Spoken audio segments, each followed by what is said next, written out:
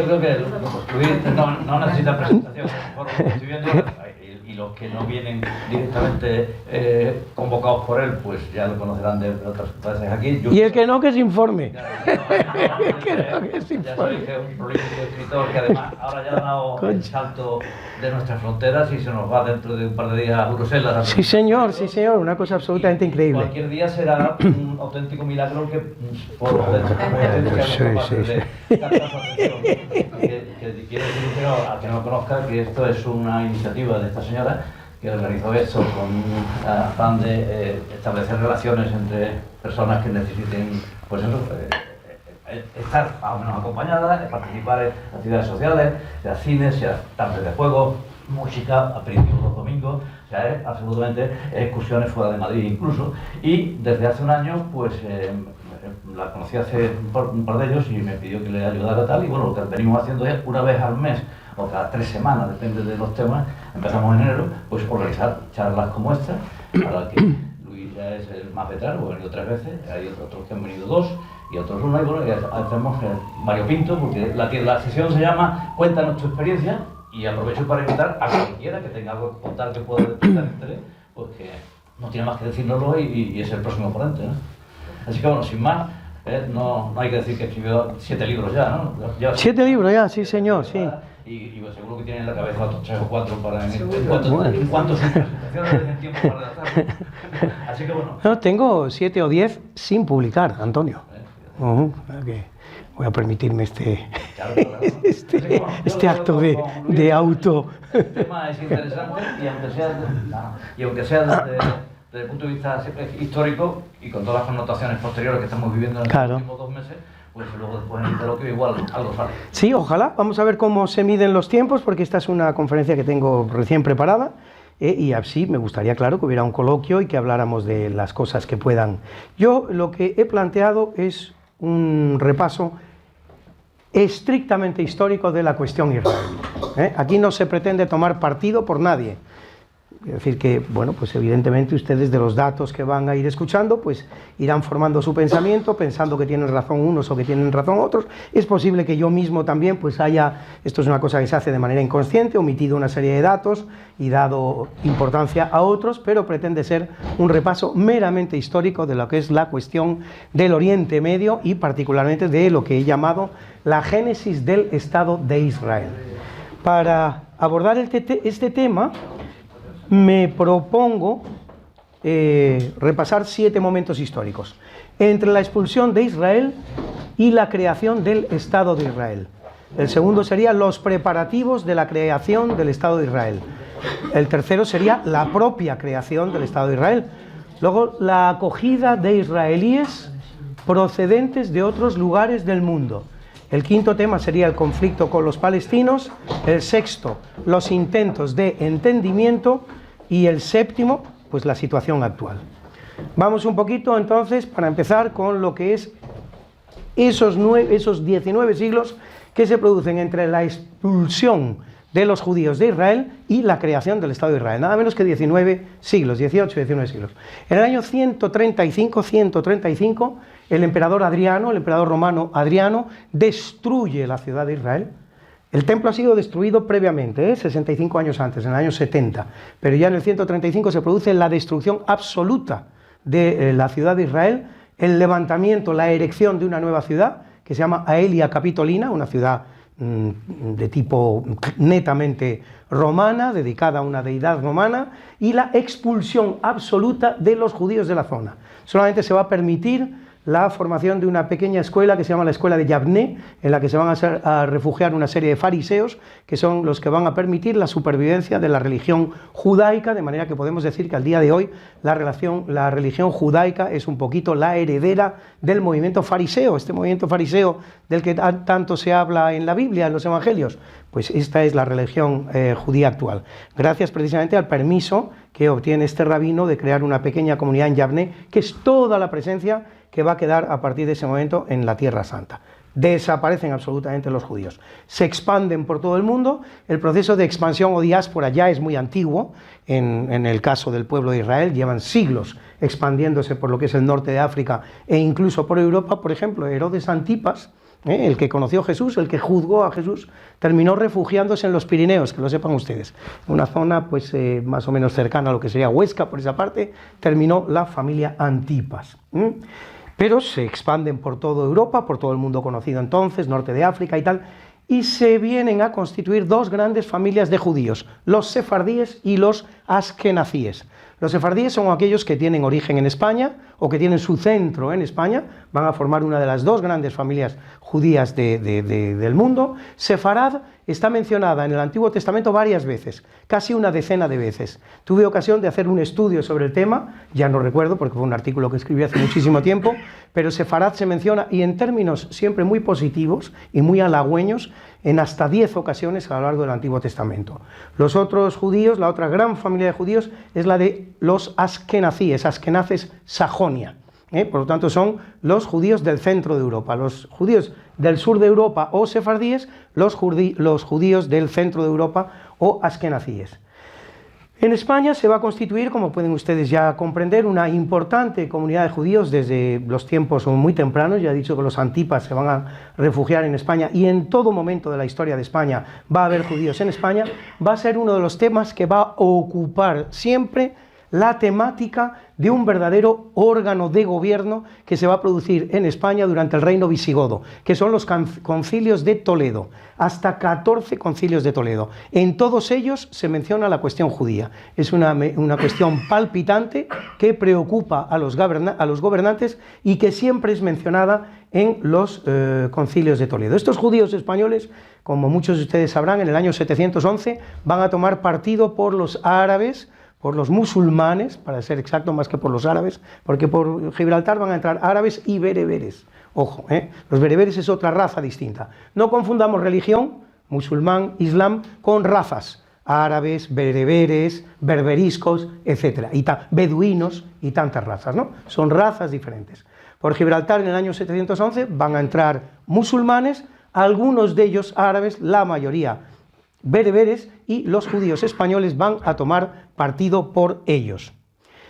Otro movimiento importante que se va a producir desde la península arábiga, donde en el siglo VII nace la religión islámica. Hemos hablado ya de la expansión que va a permitirles llegar a España, pero esa expansión se va a producir por todo el norte de África y también por Tierra Santa. Van a llegar los árabes, van a llegar a la ciudad de Jerusalén en tiempos muy tempranos, desde principios del siglo VIII. Y en esa explanada donde estaba el templo, que ha sido absolutamente derruido, van a empezar a levantar mezquitas, hasta 3 mezquitas. Si van ustedes hoy día a Tierra Santa, lo que van a ver son precisamente estas 3 mezquitas, la de la cúpula, la de la ascensión y la de Al-Aqsa. Mezquita de Al-Aqsa, que es uno de los centros religiosos más importantes de la vida judía islámica, porque supuestamente desde ahí, lo que es la tradición coránica y lo que es la tradición islámica, desde esa mezquita de Al-Aqsa se habría producido el ascenso a los cielos del profeta Mahoma para visitar y entrevistarse con Dios. Va a negociar sobre todas las cosas, pero por ejemplo, por darles solo a ustedes una pincelada más o menos divertida o curiosa, si hoy día los árabes rezan cada día en 5 ocasiones, es precisamente producto de las negociaciones que va a llevar a cabo, según esta subida al cielo, el profeta Mahoma con Dios Padre, con Dios, no Dios Padre, con Dios, que no es otro que Alá. Alá pretendía que los seguidores estuvieran rezando prácticamente todo el día y Mahoma va a negociar con Dios hasta conseguir que solo sean 5 las oraciones que se produzcan cada día por parte de los musulmanes. Todo esto ocurre en esta explanada de la ciudad de Jerusalén, que va a convertir a la ciudad en la tercera ciudad santa del Islam. La primera es la Meca, la segunda es Medina, la tercera es Jerusalén. Todo esto es importante que lo conozcan ustedes para saber lo que es la génesis de Israel y por qué tenemos hoy día en esta parte del mundo este problema lacerante que parece no tener solución. Otro momento importante dentro de lo que es este periodo de 19 siglos que estamos estudiando es la creación del Reino de Jerusalén en Tierra Santa gracias a las cruzadas. El Reino de Jerusalén va a tener una duración que no es excesivamente larga, se va a constituir en el año 1099 y hasta el año 1187, no llega a cumplir un siglo, gracias a los logros y conquistas de la primera cruzada. Se va a perder la ciudad de Jerusalén y se va a recuperar por segunda vez durante la sexta cruzada, pero este nuevo reino de Jerusalén va a ser todavía más efímero, va a durar de 1228 a 1244. Aprovecho para decirles a ustedes como cosa curiosa que el rey de Jerusalén al día de hoy es el rey de España. El rey de España es el rey de Jerusalén, es en quien han venido a confluir las legitimidades correspondientes a este reino de Jerusalén, que hoy día no existe, pero que existió durante los periodos que les he dicho. Y luego en Europa, pues se van a producir los procesos de todos conocidos de exterminio y de expulsión, que conviene distinguir adecuadamente. No es lo mismo un proceso de persecución en un momento dado, que puede terminar con 100 o 200 judíos quemados, pero nada más, la comunidad permanece, que un proceso de expulsión, que podría incluso no venir acompañado de quemas masivas, como será, por cierto, el caso de la expulsión española. Por lo tanto, es muy interesante que distingamos entre lo que es un mero proceso de exterminio o de persecución de lo que es un proceso de expulsión. Son completamente diferentes. Una cosa son los ataques que se han hecho contra las comunidades judías, otra cosa es que se les expulse de una determinada comunidad. Las expulsiones que se han producido hasta el día de hoy de los distintos reinos que se van formando en Europa suman como poco 20, de las cuales la española no es ni la más importante, ni la primera, ni la última, pero es de la única de la que todos hablan. Es una cosa curiosísima. 20 expulsiones. Desde la primera, en el año 49, llevada a cabo por el propio emperador Claudio, hasta la última de 1670, producida en la ciudad de Viena. Vamos a hacer una rápida referencia a lo que es la expulsión española. Se produce en el año 1492. No es propiamente un proceso de persecución. Ha habido persecuciones en España y muy graves. Un siglo antes, en Sevilla, se ha producido una quema de judíos importantísima. Los judíos, efectivamente, no constituyen en España una comunidad popular, es una comunidad que todos persiguen, entre otras cosas porque todos están endeudados con ella. Entonces, si desaparece el acreedor, desaparece la deuda. Esto está clarísimo. O sea que es una cosa, y luego también por envidia, porque por lo general, cosa que no siempre es así, por lo general las comunidades judías son fructíferas y tienden a ser ricas. Aunque ricas a la manera judía, porque el judío en Europa nunca exhibe su riqueza. Son ricos en bienes muebles, pero no en bienes inmuebles. Esto tiene que quedar claro. La ostentación es algo que está siempre muy lejano a las comunidades judías, porque la ostentación es peligrosa, atrae la persecución. En España, cuando se produce la expulsión finalmente en 1492, con la que los reyes católicos quieren poner punto final a un problema de orden público, ni más ni menos, lo que debe quedar clarísimo para empezar es que no estamos hablando de un proceso de persecución racial. No se persigue la raza de los judíos. A los judíos se les permite convertirse y quedarse. Por lo tanto, no es un proceso de persecución racial. Es solo un proceso de persecución religiosa en aras a la unidad religiosa, que era el leitmotiv, era aquello que alimentaba la vida de los estados en aquel momento, como hoy día, para que nos entendamos, pues lo alimenta la idea de la democracia, por ejemplo. Es decir, tan importante como para nosotros pueda ser tener hoy día un sistema democrático, era en los siglos XIV, XV y anteriores, tener un sistema en el que prevalece la unidad religiosa. Era un problema en aquellos estados tener diversidad religiosa. Hay que entenderlo así, es que no se puede entender de otra manera. No podemos creernos superiores a aquellas comunidades. A lo mejor dentro de 5 siglos nos están mirando como idiotas, porque nuestro concepto fundamental en torno al cual nos congregábamos todos era el concepto de la democracia. ¿Quién lo sabe? ¿Eso quién lo sabe? No lo puede saber nadie. Hoy día nos une el tener un sistema democrático, entonces les unía el tener un sistema en el que existía unidad religiosa. Ese problema lo quieren resolver los reyes católicos. La comunidad judía en aquel momento En España hay general acuerdo entre los historiadores que ascendía a unos 300.000 seres en una población de 7 millones de habitantes, que es lo que tenía España entonces, por lo tanto casi un 5% de la población. En lo que no existe acuerdo de ninguna de las maneras, el desacuerdo es impresionante, es infinito, es cuántas personas abandonaron España después del edicto emitido por los Reyes Católicos. Las cifras van desde los 20.000 judíos que abandonaron España, lo cual no es ni un 7% de la comunidad judía, hasta los 200.000 que sostienen otros historiadores. Solamente les voy a dar un dato bien curioso, una historia. Erasmo de Rotterdam se niega a venir a España, ya lo saben ustedes, Hispania non placet, dice Erasmo de Rotterdam, cosa que aprovechan todos los negros legendarios para decir qué clase de país era este, que ni los intelectuales, que los intelectuales no querían venir a España, nadie quería venir a España. España era entonces la cumbre del saber en el mundo, ese siglo XV español, la Universidad de Salamanca, la Universidad de Alcalá de Henares, en fin, la Escuela de Salamanca, los descubrimientos, era la NASA, era el Harvard, era los Estados Unidos, el Nueva York de aquella época, todos querían venir. Pero Erasmo de Rotterdam no quiere venir. ¿Por qué no quiere venir Erasmo de Rotterdam? Pues nos lo dice en una carta, porque España está llena de judíos.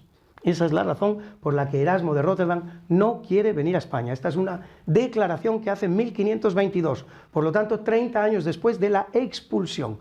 Lo que me hace pensar a mí que la expulsión no tendría unos efectos excesivamente importantes cuando Erasmo de Rotterdam convierte esa presencia de judíos en España en la razón para no querer venir a España. Erasmo de Rotterdam terminó yendo a Alemania, concretamente a Friburgo, donde se puede visitar la casa en la que, bueno, lo que dejaron los aliados porque destruyeron la casa, pero se volvió a levantar. Se puede visitar aquella casa que ocupó en su momento Erasmo de Rotterdam, y Erasmo de Rotterdam declarará en otra carta que maldita sea la hora en que se fue a Alemania y no se vino a España. Todo esto no lo dicen nunca los negros legendarios, se quedan simplemente con el Hispania non placet.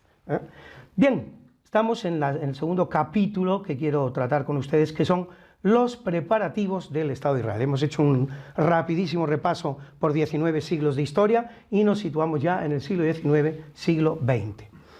Todo este asunto de la creación, la génesis, la formación del Estado de Israel, que cabe identificar con la palabra sionismo, sionismo es bastante equivalente al movimiento consistente en crear un Estado de Israel, se puede decir que empieza con una figura central del tema, que es Teodoro Herzl.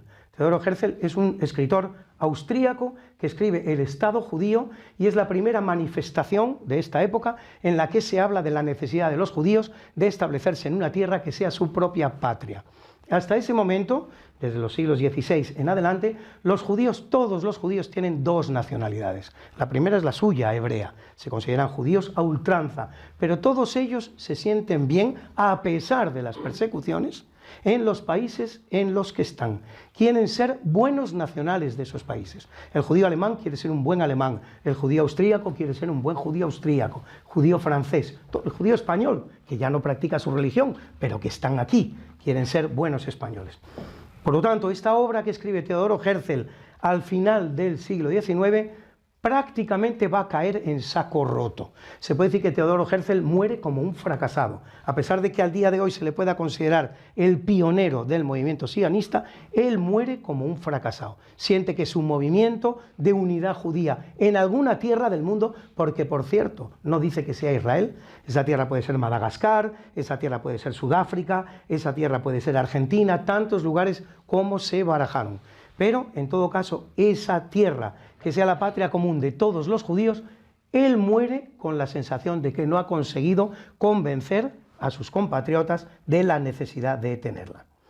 Se produce un momento muy importante en esta historia, es la Primera Guerra Mundial y la Declaración Balfour, que se puede considerar también como el disparadero de todo este movimiento sionista. ¿Qué es lo que ocurre? Se lo voy a leer primero, la Declaración Balfour, y luego les digo a cuento de qué viene.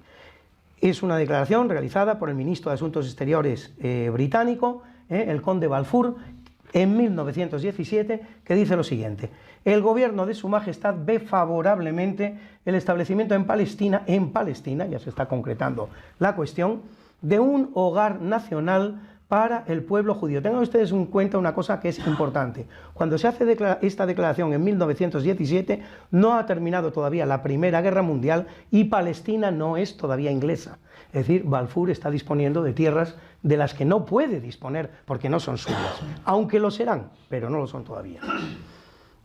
Ven, por lo tanto, favorablemente el establecimiento en Palestina de un hogar nacional para el pueblo judío y usará sus mejores esfuerzos para facilitar el logro de este objetivo, quedando claramente entendido que no debe hacerse nada que pueda perjudicar los derechos civiles y religiosos de las comunidades no judías existentes en Palestina o los derechos y el estatus político que disfrutan los judíos en cualquier otro país del mundo. ¿Por qué hace el conde Balfour esta curiosa declaración para la que en ese momento ni siquiera tiene potestad? Porque pretende que los Estados Unidos se incorporen a la Primera Guerra Mundial. Pues la Primera Guerra Mundial la está ganando claramente las potencias centrales, Alemania, Austria, incluso se ha conseguido que Rusia se retire del escenario, mandándole a Lenin para allá, y los rusos se retiran de la guerra, son aliados de ingleses y franceses, se está perdiendo la guerra y la única posibilidad de ganarla es que los Estados Unidos se incorporen a ella. Como el gobierno británico quiere que Estados Unidos se incorpore a la Primera Guerra Mundial y la comunidad judía tiene mucha influencia dentro del gobierno de los Estados Unidos, lo que hace es ponerle el caramelo a la comunidad judía de los Estados Unidos para que presionen a los Estados Unidos para entrar en la Primera Guerra Mundial. Esto es lo que ocurre durante la Primera Guerra Mundial. Bueno.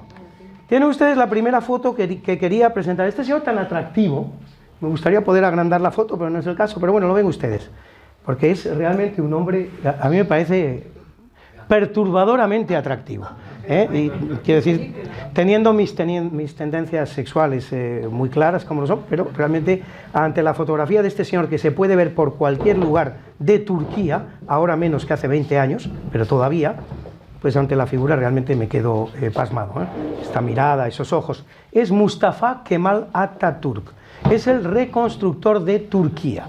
¿Qué es lo que ha pasado?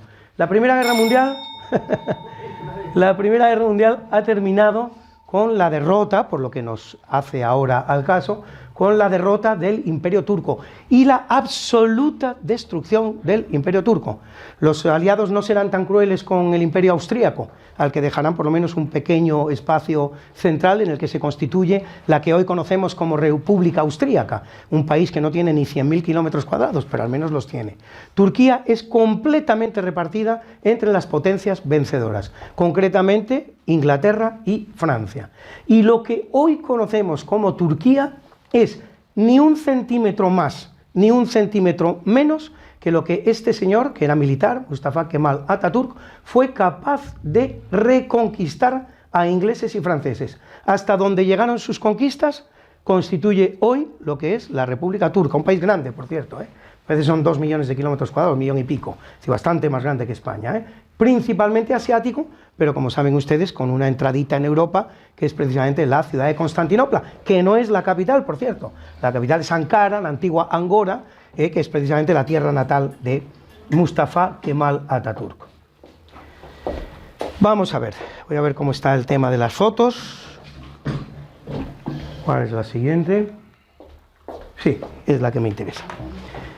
Bueno, ya hemos visto que Turquía se la reparten completamente ingleses y franceses, lo que es la República Turca también se la reparten, y luego lo que son las posesiones turcas en Tierra Santa, en el Asia Menor, en el Oriente Próximo, como quieran ustedes llamarlo, también se lo reparten ingleses y franceses, en 2 grandes protectorados, que es así como se llaman entonces. No se les llama colonias, es una nueva figura jurídica que crea la Sociedad de Naciones, mediante la cual las potencias vencedoras pues asumen la protección de una serie de territorios por un tiempo que es en principio limitado, pero que nadie determina cuál es ese límite. Es decir, seguramente en el afán de las potencias vencedoras estaba quedarse con los territorios de por vida y para siempre, eternamente. Pero en teoría los protectorados tienen una duración limitada. Tenemos el mandato francés al norte, o más bien al oeste, y tendremos el mandato inglés al este, o al sur, al sudeste. En el mandato francés se van a constituir dos grandes unidades, Siria y Líbano, y ahora les voy a explicar por qué. Y en el mandato inglés se van a producir 3 grandes unidades, Irak, Transjordania y Palestina.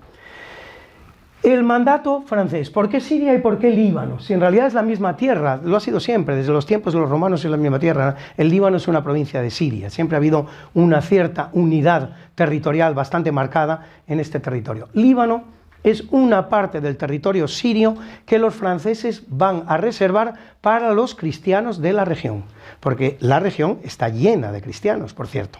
En ese momento termina la Primera Guerra Mundial, probablemente hasta un 25, un 30% de las personas que poblaban esas tierras eran cristianas. Por lo tanto, Francia, que en ese momento tiene un espíritu de protección, la política exterior francesa en este momento es uno de lo que es sus pilares, es la protección de la religión cristiana en aquellos lugares donde la religión cristiana pasa por dificultades, está en inferioridad, pues separa una parte del territorio sirio para la comunidad cristiana. Esa parte es el Líbano.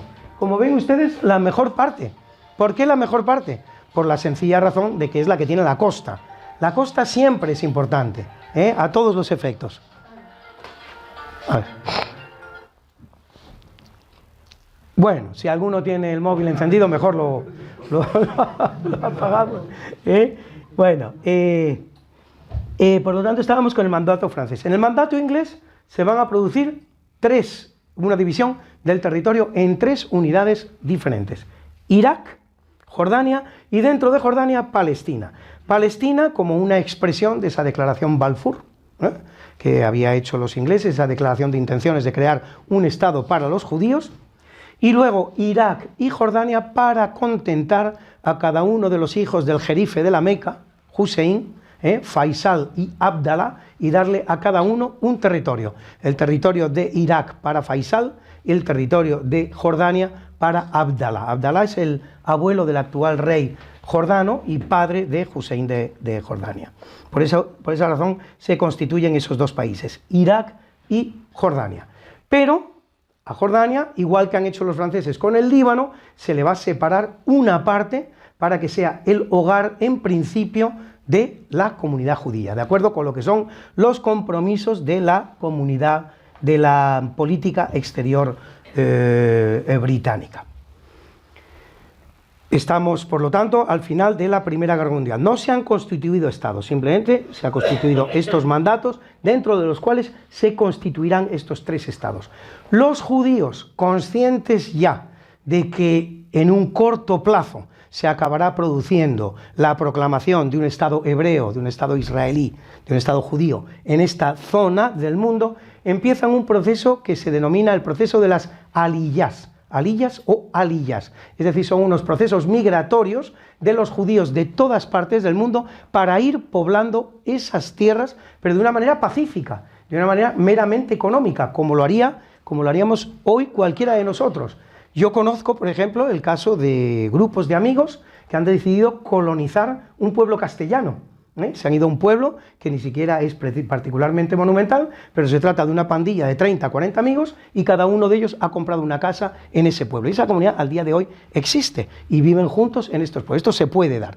Se parece mucho a lo que hicieron los judíos. Es decir, bueno, puesto que nos vamos a reunir en Israel, vamos cada uno a ir comprando propiedades, a ir comprando terrenos, a ir comprando nuestra casa.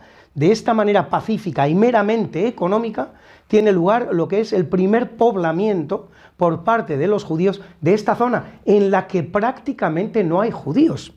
Hay muy poquitos. Son muy poquitos los judíos que han llegado a principios del siglo XX establecidos en esta parte del territorio mundial. Es, por lo tanto, a base de aliyás como se va a producir este primer poblamiento judío de la zona.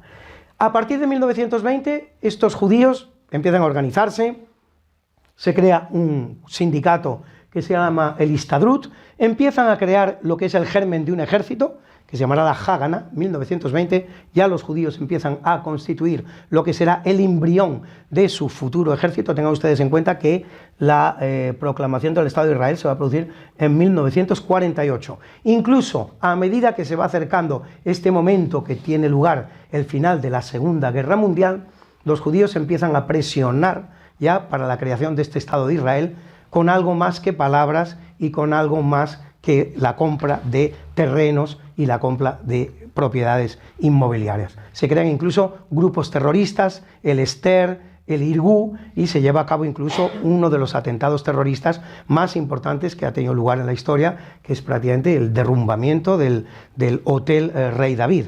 Es decir, si ven ustedes la foto, prácticamente la mitad del hotel, por producto de estas bombas que puso el grupo Irgún, cae abatido a tierra, pues produciendo todas las víctimas que se pueden ustedes imaginar, centenares de víctimas, atentados que se dirigen contra la potencia colonial en el territorio, que no es otra que Inglaterra.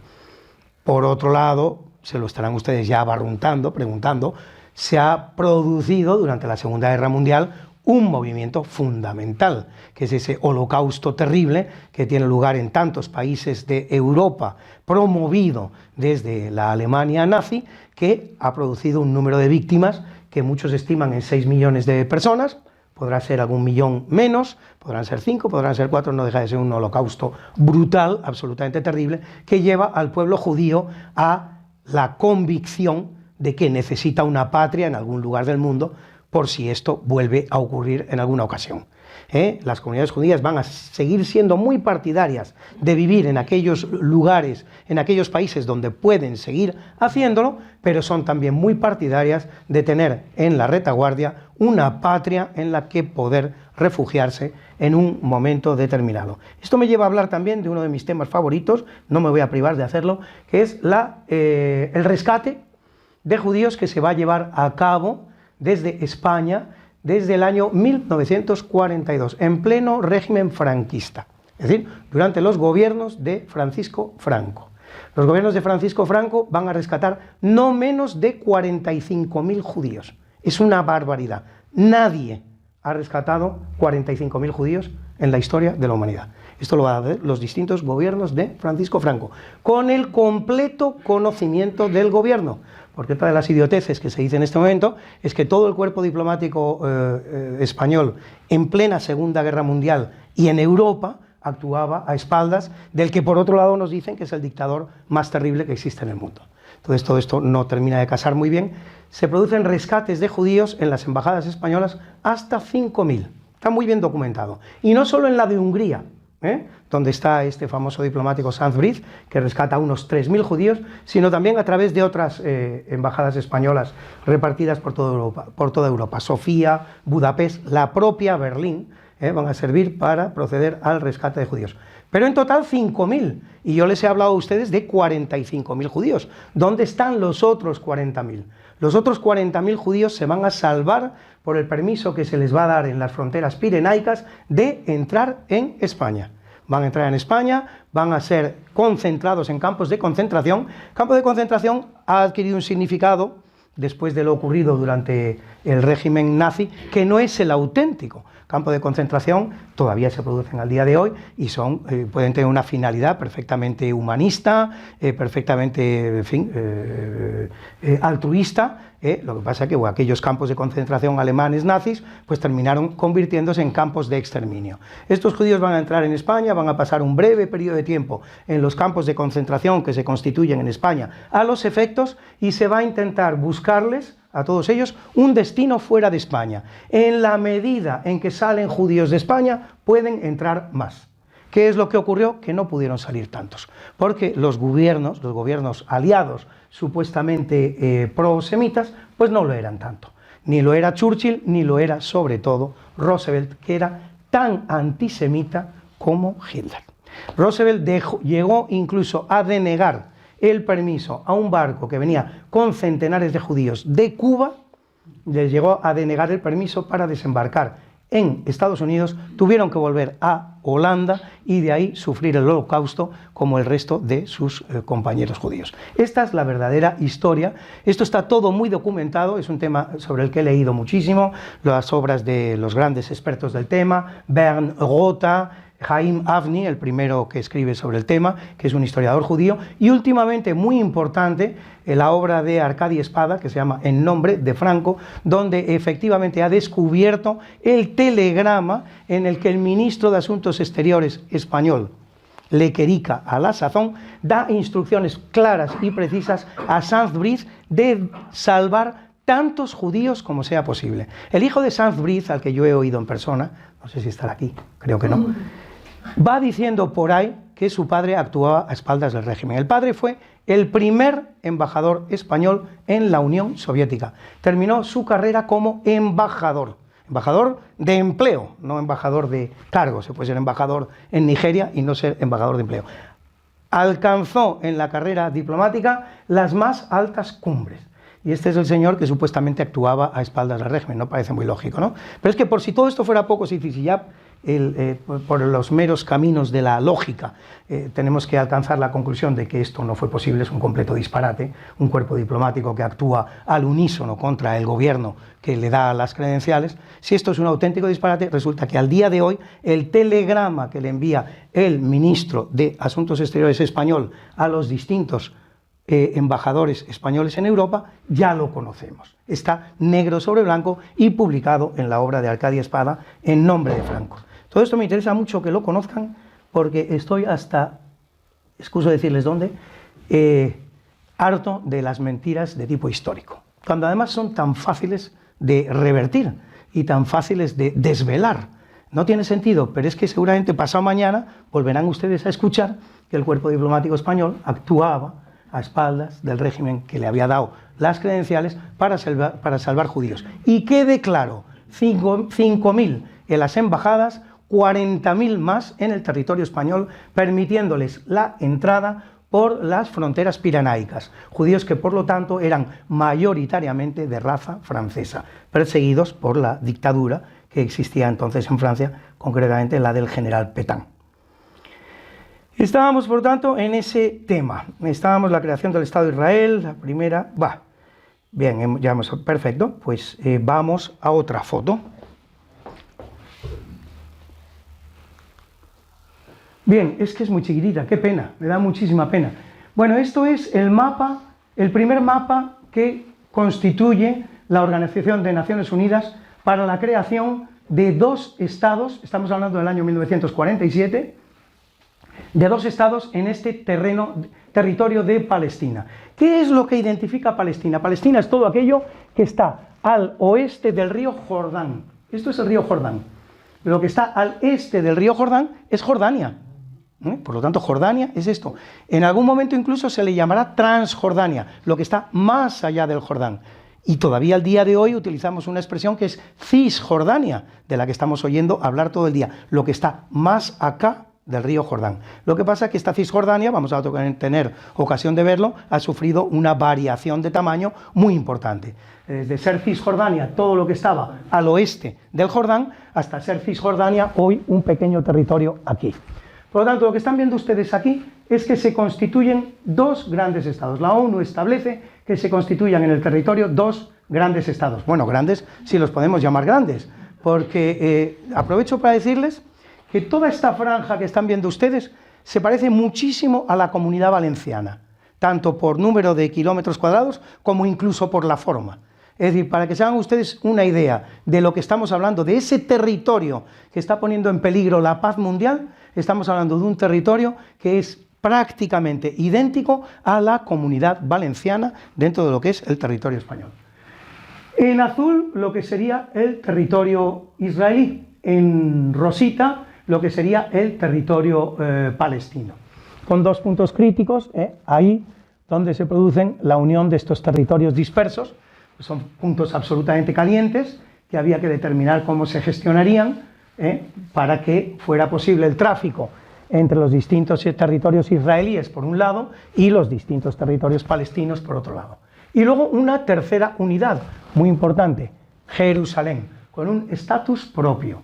No es ni jordano, no es ni palestino, ni israelí. Es un territorio, un pequeño territorio que tiene como centro la ciudad santa de Jerusalén, en la que rige un estatus internacional directamente gestionado por Naciones Unidas.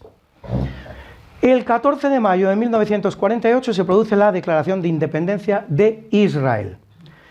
Como ya les he dicho, la ONU decide crear 2 estados, pero inmediatamente inmediatamente se produce lo que es la primera guerra árabo-israelí, en el propio año 1948. 4 nacientes estados árabes le declaran la guerra a Israel. Se trata de Siria, se trata de Jordania, se trata de Irak y se trata de Egipto. Los 4 le declaran la guerra a Israel, intentan expulsar de Tierra Santa, de Palestina, lo que son los elementos judíos existentes en la zona. Esta es la primera guerra árabo-israelí. Va a desarrollarse a lo largo de 9 meses y va a terminar, como todas las guerras, hasta 4 de las que vamos a hablar, con la victoria israelí. En esta guerra, el resultado de esta guerra, creo yo que es otro mapa, efectivamente. El resultado de esta guerra es este. Aquí en este mapa se ve perfectamente. Estas zonas rojas son lo que había establecido en origen la ONU, que formaría parte del Estado de Palestina. La zona naranja es la zona de Israel. Y la zona verde es a lo que queda reducido en ese momento el Estado de Palestina. Es decir, después de la primera guerra árabo-israelí, Israel va a conquistar todos esos territorios que están en rojos. Va a dejar reducido el posible Estado palestino a su mínima expresión, después de derrotarlo. Esto es lo que ocurre en la primera guerra entre árabes e israelíes en el año 1948. Tiene lugar una segunda guerra en el escenario, que no es propiamente ahora entre árabes e israelíes, es la guerra de Suez, una guerra importante, se produce en 1956, cuando Nasser nacionaliza el canal de Suez, y entonces las potencias, Inglaterra, Francia, se quedan muy preocupados por el asunto, por la decisión que ha tomado Nasser. También Israel, porque eso determina todo lo que es la entrada a Israel de los distintos barcos, de los distintos bienes y servicios, y por lo tanto se produce una guerra entre Inglaterra, Francia e Israel contra Egipto. La victoria militar, este es un caso de guerra en el que no se puede identificar la victoria militar con la victoria política. La victoria militar va a ser claramente de las potencias, de Inglaterra, de Francia y de Israel. Pero sin embargo, la victoria política la va a obtener Egipto, hasta el punto, fíjense ustedes, de algo absolutamente inédito, que es una declaración conjunta en 1956 entre Estados Unidos y la Unión Soviética. Fíjense ustedes, está plena Guerra Fría. Una declaración conjunta de Estados Unidos y la Unión Soviética instando a ingleses y franceses a retirarse de la zona y dejar de dar guerra en la misma. Por lo tanto, podemos hablar claramente de una victoria política clara de los egipcios, aunque militarmente hablando se trata de una nueva victoria de Israel sobre un país árabe, que en este caso es Egipto. Bien. Estamos ya en la tercera guerra árabo-israelí, la famosa guerra de los 6 días. Se sustancia en apenas 6 días. Tiene lugar en 1967. Y Israel continúa haciendo acopio de nuevos territorios en la zona. Va a tomar los altos del Golán, que están señalados ahí arriba, y va a ocupar Cisjordania, la Franja de Gaza y la península del Sinaí. Península del Sinaí, que hasta ese momento era egipcia. En 1967, y Israel se hace poseedora de la península de Israel y de la Franja de Gaza. Ojo con este tema. Fíjense ustedes lo que es la proximidad de la Franja de Gaza, de la península del Sinaí, que actualmente es territorio egipcio. Yo les dejo ahí de momento la preocupación, la inquietud, porque tendremos ocasión de hablar del tema un poquito más adelante. Y toma también los altos del Golán, que siguen siendo israelíes, todo lo demás no, ya lo vamos a ver, pero los altos del Golán, esa partecita que separa a Israel de Siria, sigue siendo israelí. Es más, la han declarado incluso territorio nacional, lo cual puede terminar produciendo problemas importantes, porque tampoco es descartable que algún día el gobierno sirio decida hacer la paz con Israel, como ya lo han hecho otros países árabes, Arabia Saudí, Jordania, Egipto. Todos ellos tienen en estos momentos relaciones plenamente normalizadas con Israel. Estamos, por lo tanto, en la tercera guerra árabo-israelí. Vamos a la cuarta guerra árabo-israelí o guerra del Yom Kippur. A propósito, aprovecho para decirles a ustedes que en cada guerra que se produce contra Israel, se va dando de baja uno de los contendientes.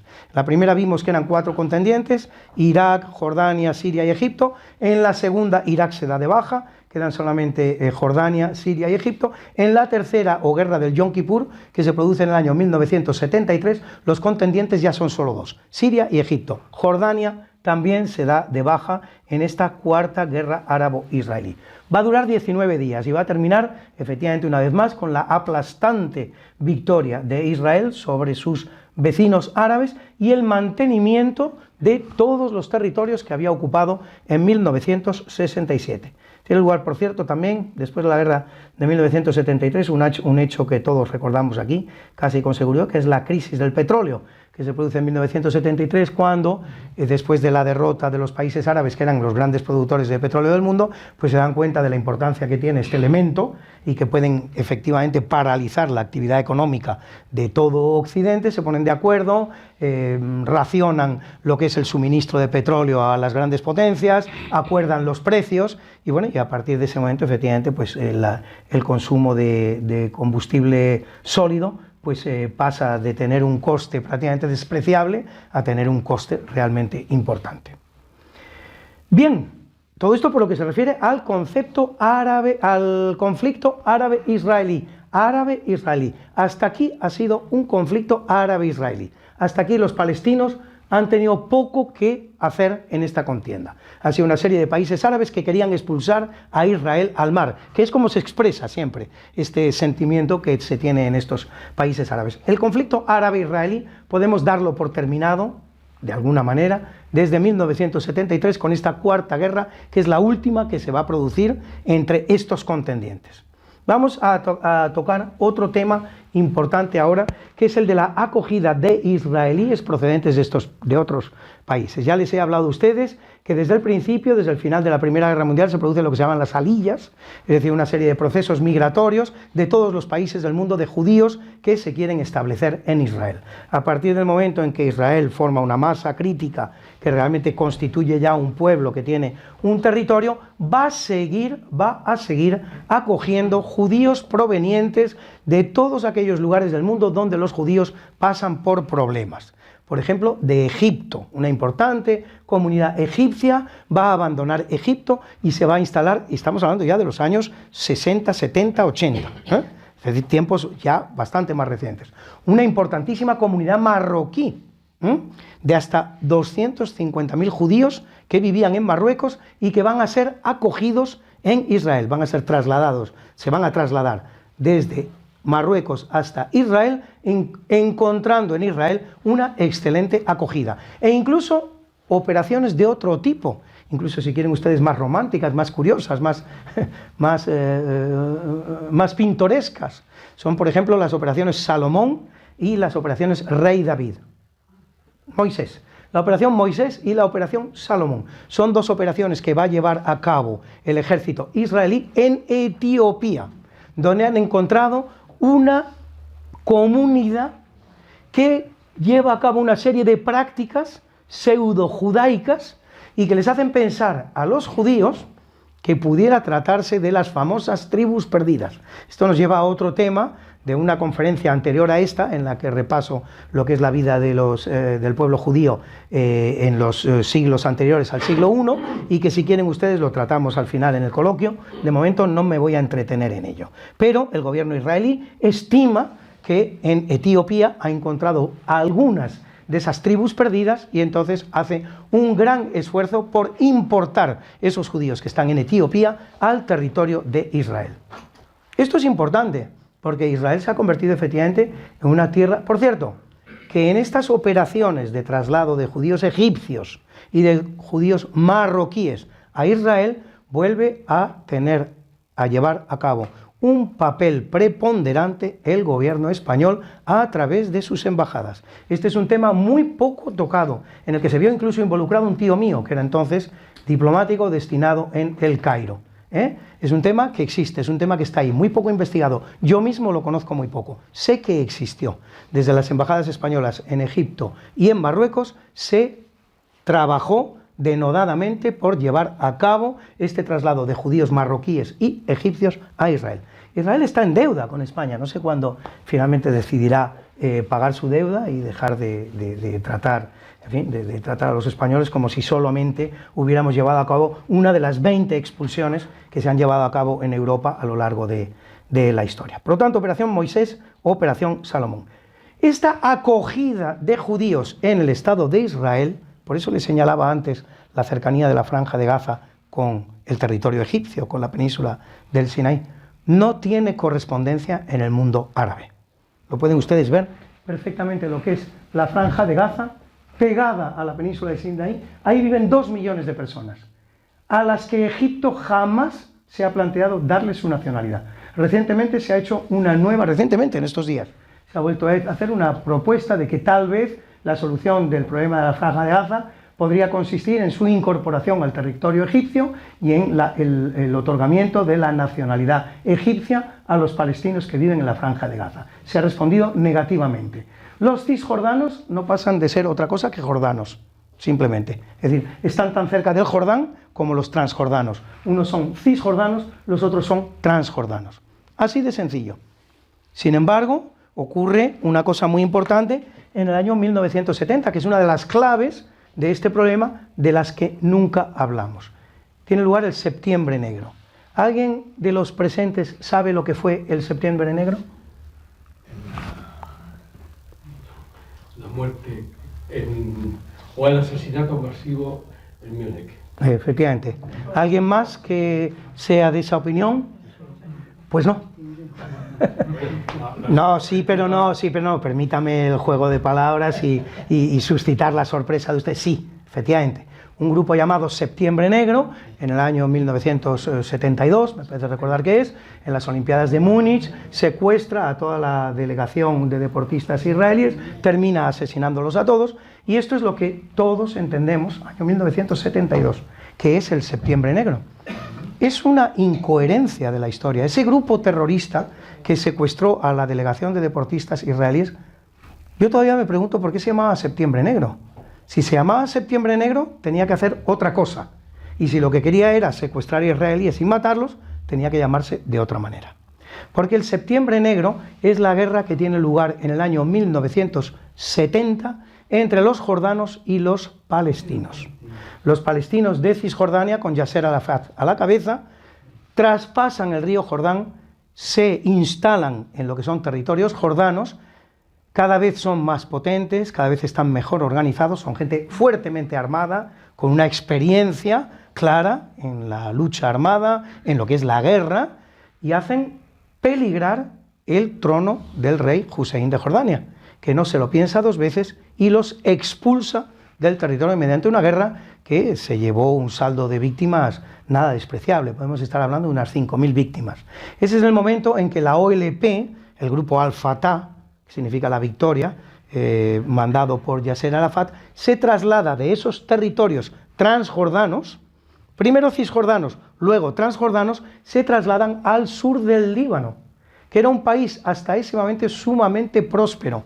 Yo recuerdo de mi infancia, cuando al Líbano se le llamaba la Suiza de Oriente Medio. Hay tantos libaneses repartidos por el mundo que son grandes empresarios, que son grandes comerciantes. Carlos Menem, el presidente de los Estados Unidos, de la Argentina, era un libanés, lo llaman el turco en Argentina, pero era un libanés.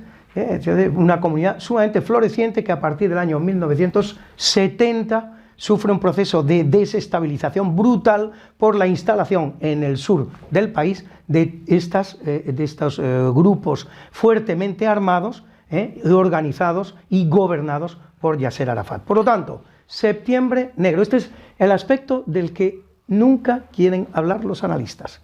Yo he tenido ocasión de hablar con grandes analistas del tema, por supuesto pro-árabes, quiero decir, y entonces les dice el Septiembre Negro, y es algo que les perturba muchísimo. Porque claro, es que esto está en clara contradicción con esa acogida de judíos que llevan a cabo en todo momento de su historia desde el gobierno de Israel. ¿Qué hacen los árabes por sus hermanos árabes? Si no son palestinos, son jordanos. Los palestinos que están en Cisjordania son jordanos. Es que están de hecho emparentados con personas que están al otro lado del Jordán. Pero es que no hay diferencias raciales de ningún tipo, no hay diferencias lingüísticas de ningún tipo, no hay diferencias religiosas de ningún tipo. Son dos pueblos separados por mor de la historia, pero es el mismo pueblo. He dicho dos pueblos, no, dos comunidades. Se trata evidentemente del mismo pueblo. Vale decir lo mismo de la Franja de Gaza, que es prácticamente egipcia. Pero ninguno de los hermanos árabes se quiere hacer cargo de estos que se han quedado en situación de inferioridad en territorio israelí. Entramos a partir de este momento en un nuevo conflicto. Hemos hablado de las guerras árabo-israelíes, ahora tenemos que hablar ya del conflicto propiamente con los palestinos. Hemos hablado del Septiembre Negro, los atentados de Múnich, 1978, por cierto, no 72, tengo yo aquí apuntado 78. La primera guerra del Líbano, 1982, que consiste en un intento de los israelíes de expulsar a los palestinos de las tierras del sur de Líbano. Tienen lugar las llamadas intifadas. Intifada significa agitación. Siempre vienen precedidas por un evento provocativo que produce la indignación de los palestinos y el ataque de los palestinos, la defensa de los israelíes y finalmente pues una nueva intifada, algunas de ellas con muchas víctimas.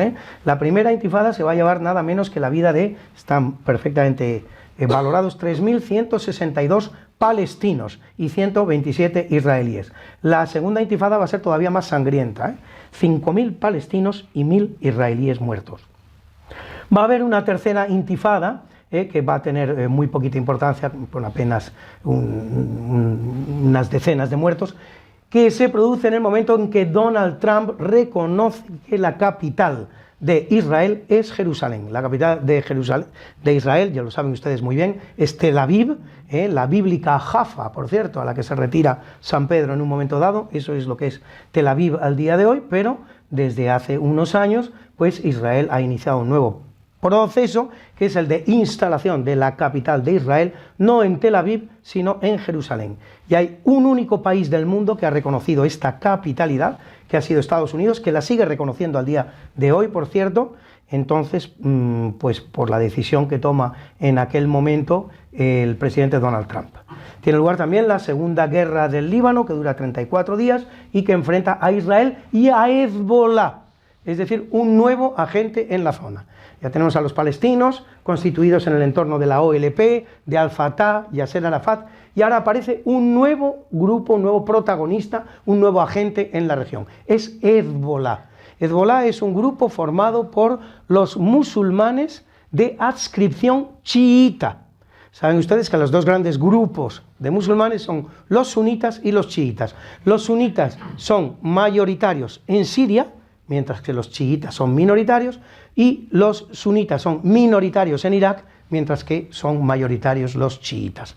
Hay chiitas en Líbano, los chiitas se organizan en este partido, en este nuevo grupo, que se llama Hezbollah, que no significa otra cosa que el partido de Dios. Y por otro lado, también en la Franja de Gaza aparece un nuevo grupo, que es el grupo de Hamas, que tanto está dando que hablar estos días, naturalmente, porque es el protagonista en estos momentos de las noticias, ¿no? Vamos a terminar esta charla con los intentos de entendimiento que se han producido a partir del año 1978. Hemos hablado de un primer momento de conflicto árabo-israelí, de un segundo momento de conflicto propiamente palestino-israelí, y vamos a hablar ahora de lo que han sido los intentos de entendimiento que se han producido a partir de 1978 entre una comunidad y otra. En 1978 tiene lugar la cumbre de Camp David, instigada o promovida por el presidente norteamericano Jimmy Carter, que es como Jaimito Carter, es decir, como si a Sánchez le llamáramos Pedrito Sánchez o Curro Sánchez, ¿no? Una cosa así por el estilo. Es curioso lo de los americanos, a mí me hace mucha gracia. Bill Clinton es William Clinton, o sea, Bill, estamos en lo mismo, ¿sabes? Guillermín Clinton, una cosa así por el estilo. Estas cosas ocurren en los Estados Unidos. Participan también en esta cumbre Anwar el-Sadat y Menachem Begin. Egipto reconoce a Israel, primer país árabe que lo va a hacer. Va a tener graves consecuencias para Egipto. Bueno, la primera consecuencia es que los dos personajes, Menachem Begin y Anwar el-Sadat, van a ganar el premio Nobel, pero luego a partir de ese momento para Egipto van a ser las consecuencias muy graves. Para empezar, pues este atentado contra Anwar el-Sadat, que se va a cobrar su vida, y además Egipto, que era un país con alto predicamento dentro de lo que era la Liga Árabe, formada por 20 países árabes, va a ser incluso expulsado de la Liga Árabe.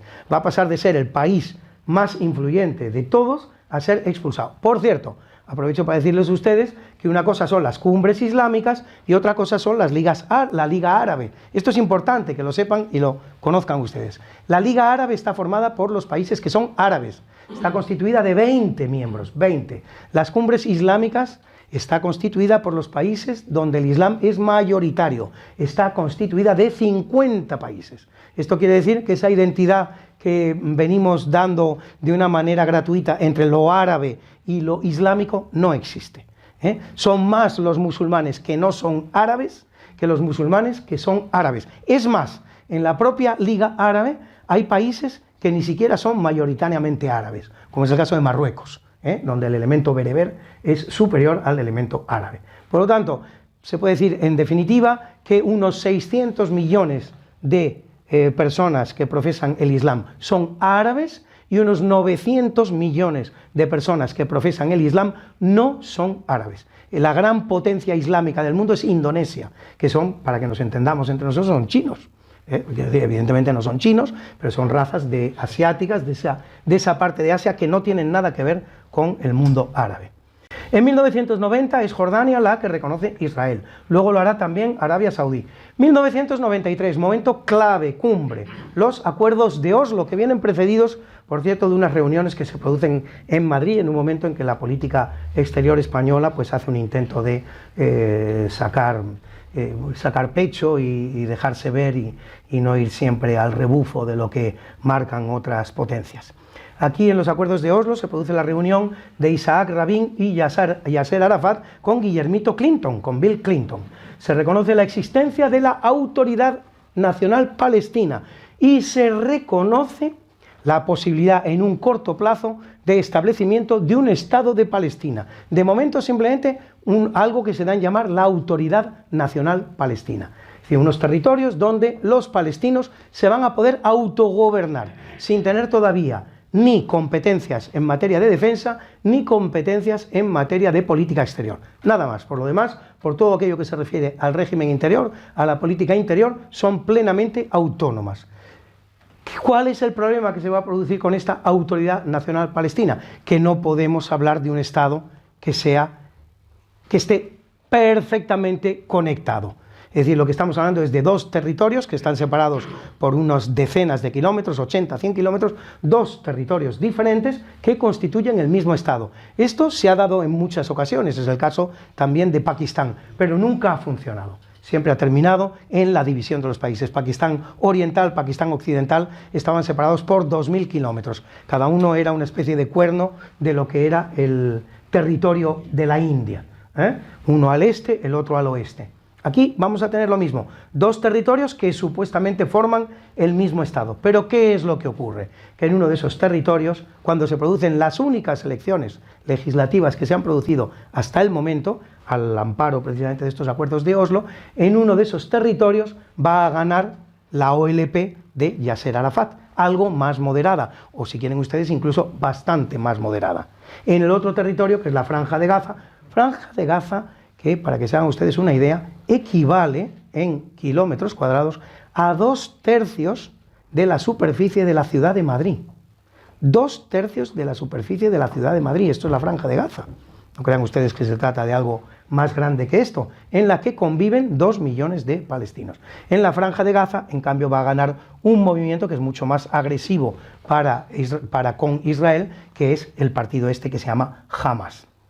Va a tener lugar también una importantísima cumbre en el año 2000, también llamada cumbre de Camp David, protagonizada una vez más por Clinton, pero esta vez con Ehud Barak y con Yasser Arafat, en la que se llega a plantear la posibilidad de la capitalidad compartida entre Israel y Palestina. Una parte de Jerusalén sería la capital de Palestina, otra parte de Jerusalén sería la capital de Israel. Esto, el que no lo va a aceptar es Yasser Arafat.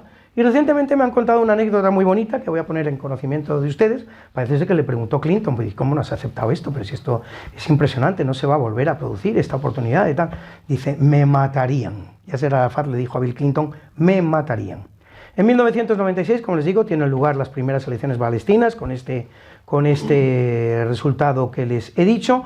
En 2005 van a producirse unas segundas elecciones que no son parlamentarias, son presidenciales en el momento en que se produce la muerte de Yasser Arafat, que vendrá reemplazado en su alta magistratura por Mahmoud Abbas, y tienen lugar en 2006. Ven ustedes que en el curso de un cuarto de siglo se han producido solo 3 elecciones, 2 de ellas presidenciales, una de ellas parlamentarias, perdón, al revés, 2 parlamentarias, una presidencial. En 2006, las últimas elecciones palestinas, que son las que van a dar la victoria a Hamás en el territorio de la Franja de Gaza. 2006, por lo tanto, 17 años sin que se hayan producido elecciones nuevas en la Franja de Gaza. Está gobernado ininterrumpidamente un partido que jamás ha sometido su aceptación al escrutinio, a la opinión del pueblo. Y bueno, yo creo que aquí, como llevo mucho tiempo hablando, más de 1 hora realmente, pues lo vamos a dejar y me hacen ustedes sus preguntas, si tienen alguna pregunta que hacer, y bueno, y hablamos de alguna cosilla más. Muchísimas gracias.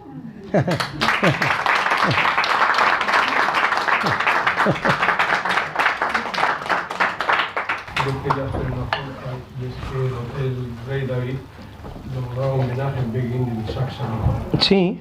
Sí, efectivamente. Sí, señor, formaban parte del... Sí. El premio Nobel de la Paz. Sí. No, es un conocimiento antiguo, no es que haya salido... Pero no se había publicado. Sí. Efectivamente, muchos de los que luego fueron los grandes protagonistas de la escena política israelí fueron terroristas en su momento. Menachem Begin, uno de ellos, como ha dicho usted muy bien, efectivamente. Y es conocido, o sea, no es un fake news ni algo que se venga diciendo, no, es algo conocido, aceptado, probado, etcétera, etcétera. Sí, señor. Lo que yo no he entendido nunca es por qué Palestina está dividida en estos 2 trozos, uno por aquí y otro por allí. Sí. La primera división se hace en el 1947, la hace la ONU, manda una serie de... ¿Y así, pues, de Sí, sí, en función de las poblaciones mayoritarias.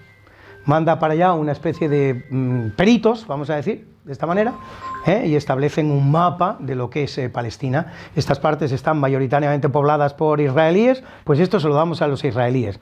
Esta parte está mayoritariamente poblada por palestinos, por árabes, pues se lo damos al futuro Estado al futuro. Pero así están constituidos y de manera incluso más caprichosa. Esta después de todo, fue producto de un cierto trabajo de tasación, vamos a decir así, para establecer unos territorios. Ya ven ustedes que no priman las líneas rectas.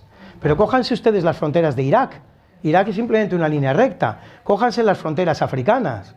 Directamente se tiran líneas rectas en función de los meridianos y de los paralelos y se hacen los países. O sea que este trabajo que se hizo en Palestina todavía hay que considerarlo un trabajo medianamente serio al lado de lo que se ha hecho en otros países cuando se ha procedido a la descolonización. Ese ha sido el criterio, ni más ni menos. Primero los núcleos de población y luego ya sí las victorias israelíes, que han ido determinando en todo momento la reducción de los territorios palestinos y la ampliación de los territorios israelíes.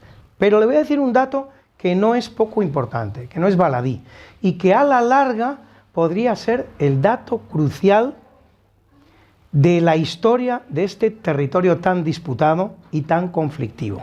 En estos momentos, el Estado de Israel está compuesto de un 75% de judíos, pero de un 25% de árabes, con una población islámica árabe que se reproduce a una velocidad muy superior a la que lo hacen los israelíes. Y a eso añada usted todavía un segundo movimiento.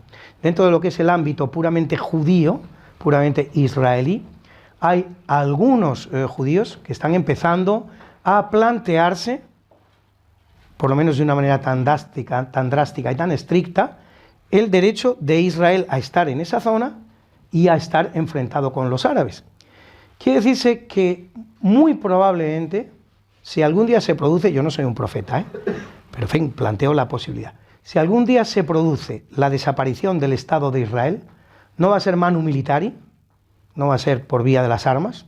Por esa vía los israelíes creo que tienen muchísimos años por delante de adelanto respecto de sus vecinos árabes, pero sí se podría producir por un movimiento de tipo interior, de tipo interno, de distinta constitución de las estructuras demográficas existentes en el país y por un autocuestionamiento que estamos viendo ocurrir en España, Si los españoles nos estamos autocuestionando nuestro derecho a ser españoles en tantas regiones de España, porque ya ni siquiera es solo Cataluña y País Vasco, es que hay partidos nacionalistas repartidos por todas las regiones españolas. En algunos lugares son más potentes, en otros son menos potentes. Ese proceso de autocuestionamiento también podría llegar a tener una influencia importante en lo que es el devenir del Estado israelí, del Estado judío. Una preguntita. Quiero recordar que la concesión que le hicieron del territorio fueron 48.000 kilómetros cuadrados. Será. 1948. Y a partir de ahí han ido creciendo. Sí, será, ¿no? ¿Qué kilómetros tiene hoy? No lo sé. Le digo la Comunidad Valenciana. En su momento, ahora no recuerdo la cifra. Pero toda esta franja palestina, incluido el Estado palestino, incluido el Estado israelí, tiene una forma muy parecida y los mismos kilómetros cuadrados prácticamente que la Comunidad Valenciana. ¿Qué puede tener la Comunidad Valenciana? 30.000 kilómetros, 40.000, no creo que llegue. 20.000, pues eso. Creo que Raúl le dio 48.000 kilómetros cuadrados del territorio. Pues será, no lo digo que no. Y a partir de ahí pues creció, no sé cuánto tienen ahora. El territorio no ha variado. El territorio de los dos, sí, la composición sí, la división sí, el territorio no. El territorio desde el principio está constituido de igual manera, desde el Sinaí hasta los altos del Golán con la frontera del Jordán en el este. Eso no ha variado. Y el Mediterráneo en el oeste. Hay una pregunta aquí, luego allí y luego allí. Una pregunta quizá un poquito difícil, Luis. No estamos aquí para preguntas difíciles, y es mi amigo, Sí, no, en fin, ¿cuál es tu opinión? Porque ya sé que en esto solo se pueden dar opiniones.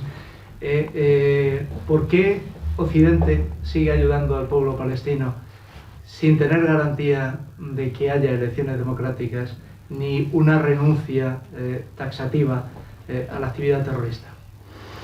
Pues puede ser que sea por miedo al mundo árabe, que al fin y al cabo sigue teniendo en su poder los recursos petrolíferos, buena parte de ellos, no todos, porque curiosamente el gran productor de petróleo del mundo es Estados Unidos. Lo que pasa es que Estados Unidos no exporta su petróleo, lo mantiene, entonces efectivamente no hay más remedio. Rusia también tiene grandes reservas de petróleo, pero tampoco están en el mercado. Y finalmente las reservas de las que se puede servir el mundo occidental, pues son las reservas de Venezuela, un poquito de Argentina, si quieren ustedes, y sobre todo el mundo árabe. Así que esa podría ser una de las claves. Evidentemente no, Europa no se quiere enfrentar abiertamente al mundo árabe. Un mundo árabe que por otro lado, yo voy improvisando la respuesta, se me van ocurriendo cosas a medida que las voy diciendo.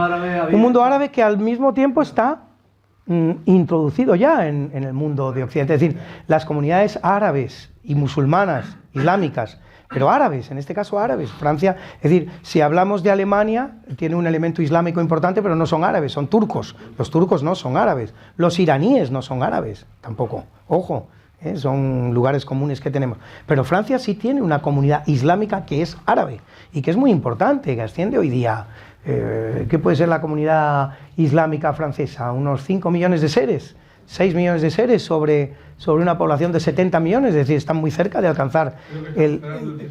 Sí, por eso digo, es una comunidad de gran importancia. Hay ciudades importantes europeas ya que están gobernadas por musulmanes, Londres es una de ellas, ¿no? No sé si Bruselas también tiene un alcalde que es musulmán. Esa podría ser otra razón. Y luego, evidentemente, pues también otra cosa que no podemos olvidar y que determina mucho de las políticas que se están llevando a cabo en los países europeos y del mundo occidental, ese buenismo que nos lleva a solidarizarnos con determinadas comunidades por el solo hecho de que las entendemos más frágiles, que las entendemos. Pero bueno, la fragilidad de Hamás, por ejemplo, hoy día está un poquito por demostrar, ¿no? Quiero decir, es un grupo que ha sido capaz de llevar a cabo una acción militar de gran importancia. Luego otra cosa, y ya termino la respuesta a tu pregunta, cuando hablamos del pueblo gazatí, como se da en llamar en estos momentos, pues hombre, los gazatíes que llevan 17 años sin poder elegir a sus representantes, que están siendo gobernados por una representación que está ya absolutamente obsoleta y anquilosada, pues a lo mejor se tienen que preguntar quién es su mayor enemigo. Si su mayor enemigo es Israel, que les da trabajo, 250.000 de gazatíes entran cada día en Israel para trabajar. Si su enemigo son los israelíes, o su enemigo es este grupo llamado Hamás, que establece sus cuarteles en los sótanos de los hospitales. Pues a lo mejor es el momento de hacer también ese ejercicio de reflexión y decir, decía Golda Meir que el problema árabe-israelí se terminaría el día en el que los palestinos quisieran más a sus hijos de lo que odiaban a los israelíes. Bueno, son elementos que introduzco para la discusión y para que cada uno se forme su opinión. De todas formas, únicamente como comentario, tú has dejado claro en la charla que no es un conflicto actualmente árabe-israelí. No, ha dejado de serlo. Puesto que ha salido, digamos, del rebufo del conflicto una serie de países como es Egipto, que cambió paz por territorio, yo que sé, pues Jordania también se quitó del medio, en fin, Siria tiene ahí una situación, digamos, un poco extraña, pero también está un poquito apartada. Siria se ha retirado, pero no ha hecho la paz con Israel, y precisamente por eso pues no ha recibido en compensación los altos del Golán. Lo que quiero decir con esto es que, digamos, el miedo que puede tener Occidente, digamos, a los árabes, no es a los árabes en general, porque hay muchos árabes que han hecho la paz con Israel y han establecido relaciones diplomáticas. Es, digamos, con la parte conflictiva de los árabes, que son los que se dedican al terror. Sí, también. Que es Palestina. Sí. Sí, pero no olvidemos que más allá de que los países árabes hayan hecho la paz con algunos países árabes, pocos todavía, la verdad, no, tampoco han sido todos, pocos, creo que Marruecos también. Aunque esos países árabes hayan reconocido a Israel, se hayan intercambiado legaciones diplomáticas y tengan relaciones internacionales de tipo normal, esto no lo pueden expresar de una manera muy clara. Es decir, su política exterior sigue pasando por el apoyo, por lo menos retórico, por lo menos visual, de lo que es el pueblo palestino. Fíjense ustedes, ha hecho unas extrañas declaraciones. Yo creo que viene a cuento lo que les voy a decir ahora. Ha llevado a cabo unas extrañas declaraciones bien recientemente nuestro presidente, el señor Sánchez, en el que ha dicho incluso que España podría estar dispuesta incluso a reconocer el Estado palestino, aunque no lo hicieran el resto de sus socios europeos. Un auténtico disparate. Pero esto se entiende muy bien, se entiende perfectamente, no es nada difícil de entender. El señor Sánchez no estaba haciendo política exterior, el señor Sánchez estaba haciendo política interior. Estaba hablando para sus votantes en España, estaba hablando para sus socios de gobierno en España. No era política exterior, era política interior disfrazada de política exterior. Pues esto existe también en los países árabes. Es decir, Egipto saca alto rendimiento de sus relaciones con Israel, también lo hace Jordania, alto rendimiento, pero lo que es a nivel visual, a nivel, no pueden expresarse sino a favor de Palestina. Es decir, esa política exterior, igual que la del señor Sánchez, pues tiene esa contradicción interna, de que por un lado hay que hablar de acuerdo con una serie de intereses y por otro lado hay que hablar de acuerdo con unos intereses completamente diferentes. Al pueblo de Egipto no se le puede decir que se está en estrechos lazos de hermandad con el pueblo israelí, no se le puede decir eso. Había una pregunta ahí. Sí, yo quisiera saber, los asentamientos que se han producido israelíes, o sea, los kibbutz, las colonias, ¿están realizadas en territorio palestino o son territorio...? De todo. Israel se ha ido expandiendo a lo largo de sus victorias militares. Independientemente de lo que fuera la guerra, sino el día a día. que van cogiendo... Es más, casi muchas veces lo que se da, y hemos tenido ocasión de verlo incluso en televisión, es el movimiento contrario. Cuando se alcanza un determinado acuerdo con los palestinos o de cualquier tipo, lo que se procede es incluso a la retirada de colonos israelíes, que son muy duras y muy crueles, ¿eh? Realmente es para que, en fin, algunos israelíes no se sientan muy contentos con su propio gobierno, porque han sido destinados a los territorios más peligrosos, a los territorios de frontera, tal, y luego en un momento dado, en función de los intereses políticos, han sido retirados. Las poblaciones son muy cambiantes. También hay que tener en cuenta otra cosa: no corren tiempos ya de desplazamientos demográficos de tipo coercitivo, como se han dado mucho en el siglo XX. El final de la Primera Guerra Mundial y el final de la Segunda Guerra Mundial se sustanció el final de cada uno de los dos conflictos con unos movimientos demográficos terribles que afectaron a 50 millones de personas. 50 millones de personas de ascendencia germánica serán trasladados de Hungría, de Polonia, de tantos países a Alemania. Hungría, ¿qué decir de Hungría? Hungría es un país cuyo 30% de la población no son húngaros y cuyo 30% de la población están fuera de Hungría. O sea, quiero decir que no corren tiempos de eso. En estos momentos ya no es lícito, con los medios de comunicación que existen, audiovisuales y tal, no es lícito proceder a ese traslado poblacional demográfico que ha sido tan frecuente hasta años muy recientes. Entonces, hablar hoy día de desplazar poblaciones, de llevarse palestinos a tierras palestinas, de traer israelíes y tal, es algo muy complicado, ¿eh? No es fácil. Esas últimas imágenes que tuvimos del gobierno israelí procediendo al desplazamiento de ciudadanos israelíes son imágenes muy duras que hoy día el mundo audiovisual que conocemos no se lo puede permitir. Entonces, esa es una solución con la que no cabe contar hoy día. Hay que contar con otro tipo de soluciones, no con esas. ¿Y a cambio de qué se hizo eso?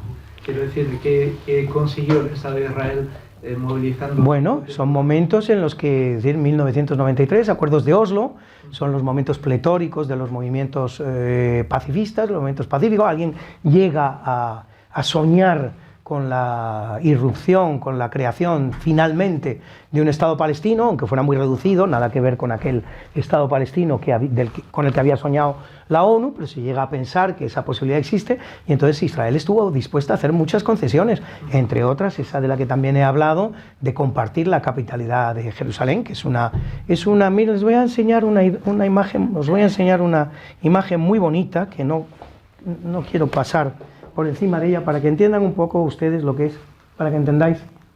Bueno, esto es la zona que era fronteriza entre Israel y Líbano, que ha venido a ser poblada por los palestinos cuando en 1970 son expulsados de esta parte mediante el Septiembre Negro. Pero lo que les quiero enseñar, que es muy bonito, es esto es la explanada de las mezquitas. El templo original, el segundo templo, porque los templos son el primero y el segundo. El segundo templo, que se constituye en el siglo VI a.C., viene a ocupar esta parte, nada más que esta parte. Todo esto, que es el recinto del gran templo de Jerusalén, que va a destruir en el año 70 el emperador Tito, cuando destruye el templo, luego en el 135 Adriano va a destruir toda la ciudad de Jerusalén, pero en el 70 solo se destruye el templo. Y por cierto, contra las indicaciones de Tito, según nos cuenta Flavio Josefo. Tito da las instrucciones de no destruir el templo, pero según cuenta Flavio Josefo, pues a un soldado se le escapa una tea, una antorcha, y dado que toda la estructura era de madera, el templo va a arder. Bueno, este gran recinto es el gran templo que va a construir Herodes el Grande en tiempos de Jesús, por eso se menciona tanto en los evangelios, el gran templo que va a constituir Herodes el Grande como ampliación de lo que es el segundo templo. Sigue siendo el segundo templo, no se le llama el tercer templo, se le llama el segundo templo, pero el segundo templo muy ampliado. Bueno, ¿qué tenemos aquí?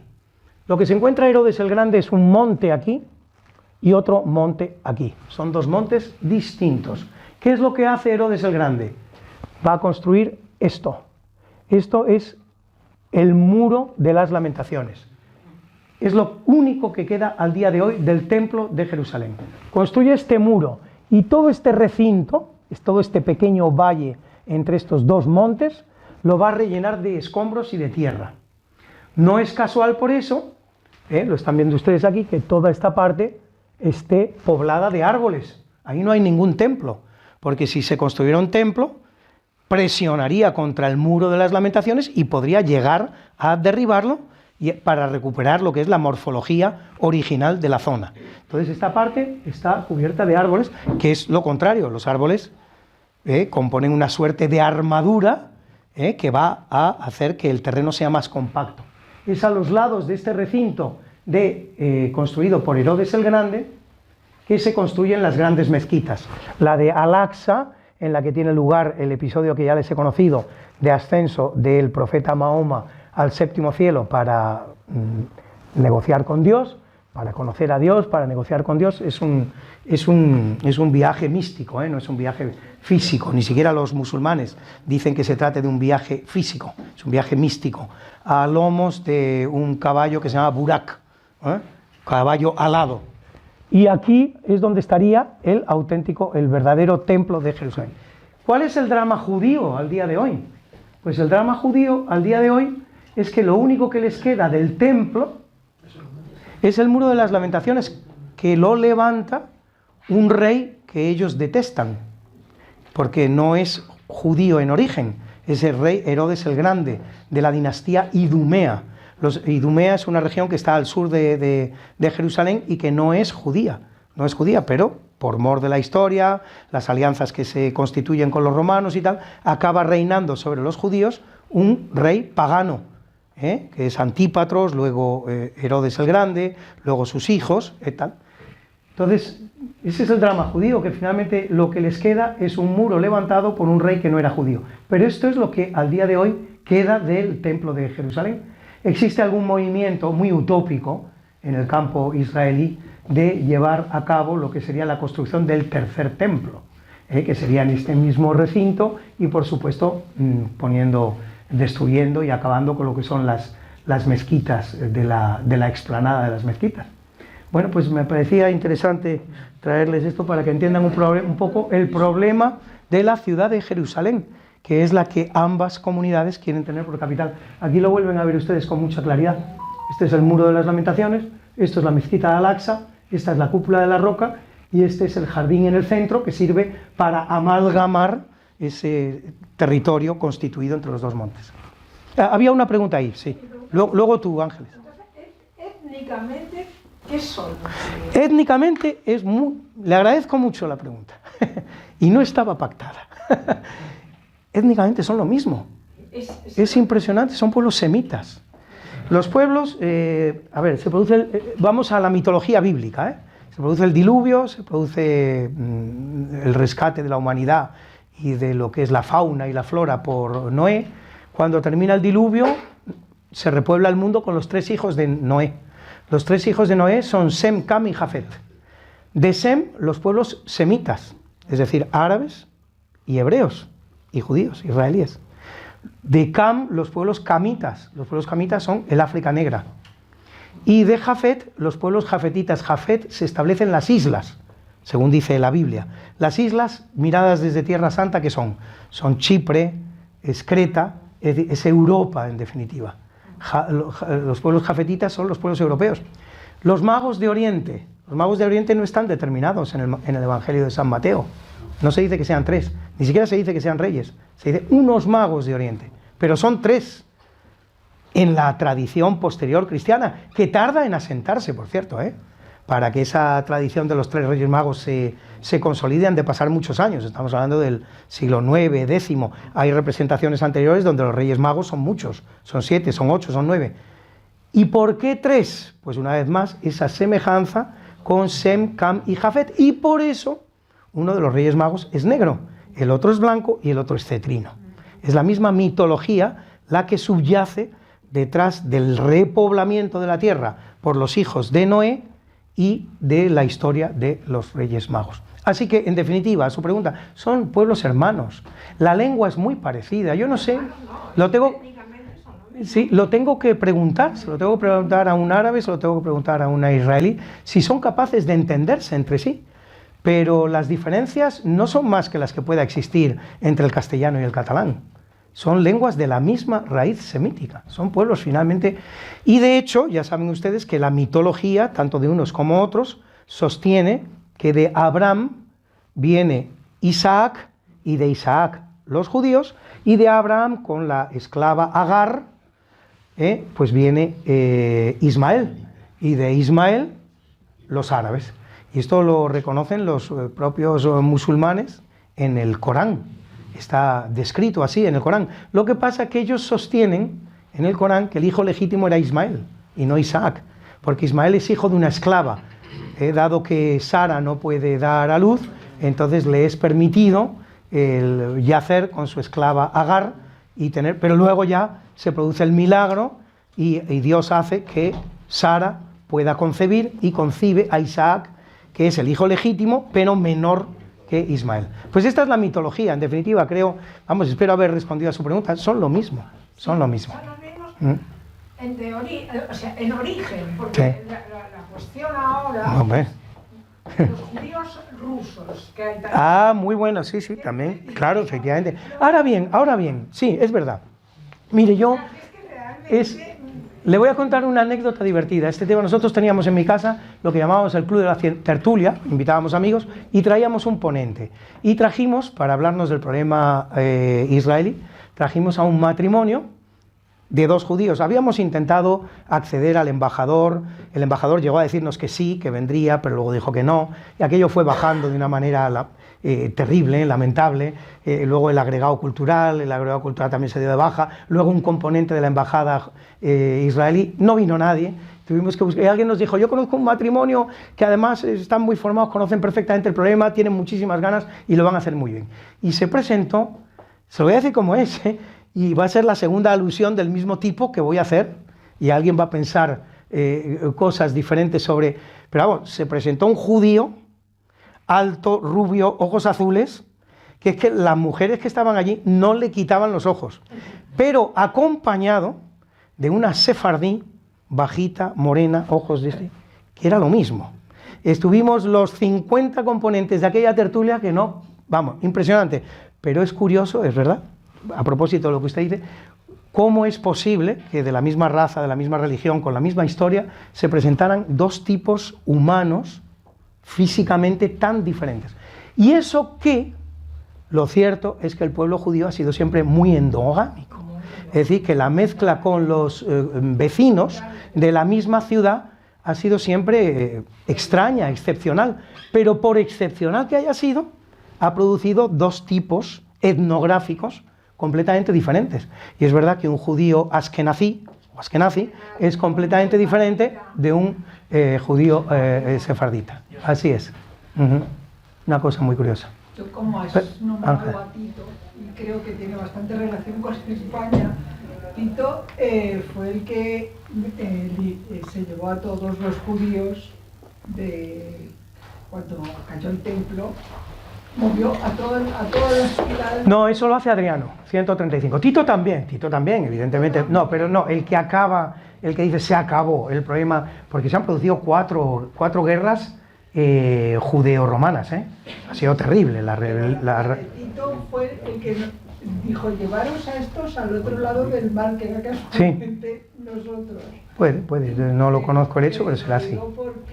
Porque además, y parece que se indica que era la tribu de Judá la que se trajeron. Bueno, la tribu de Judá, es que la tribu de Judá son los judíos. Bueno, que eso, eso es importante, ahí debemos hacer una paradita. Porque claro, esta charla es la segunda de dos charlas. La primera es el pueblo judío del Antiguo Testamento, veterotestamentario. Básicamente, por resumirlo mucho, cuando las tribus judías, las 12 tribus de Israel se reparten el territorio de Palestina y más, porque también se reparten partes del territorio jordano, y a cada uno de los hijos de Jacob se le otorga a su familia una parte de este territorio, se acaban creando dos reinos. El reino del norte, constituido por 10 de las 12 tribus, y el reino del sur, constituido por la tribu de Judá. No hablamos de los levitas, los hijos de Leví, porque estos, como se hacen cargo del templo, están repartidos por el territorio de los 11 hermanos. El primero de los reinos, el reino del norte, desaparece en el siglo 8 a.C. Lo conquistan los asirios, Nabucodonosor. Y de esas 11 tribus se sabe muy poco. Prácticamente se acepta que están desaparecidas. No quiere decir que no pueda haber algún componente, pero básicamente se los da por desaparecidas. El reino del sur va a desaparecer un siglo después, y va a ser conquistado por el rey, quizás sea Nabucodonosor, me estoy haciendo un lío. Es Nabucodonosor el que conquista el reino del sur. El reino del sur se constituye del territorio de Judá, y por eso los judíos se llaman judíos, porque son los descendientes de Judá. La teoría es esa. Luego, eso no quiere decir que no haya judíos de otras tribus que formen parte de lo que hoy conocemos como el pueblo judío. Pero el pueblo judío en realidad sería el pueblo de Israel. Israel es Jacob. Jacob tiene 12 hijos. Cuando hablamos de judíos es porque estamos hablando de una de las 12 tribus, que es la que mayoritariamente ha sobrevivido.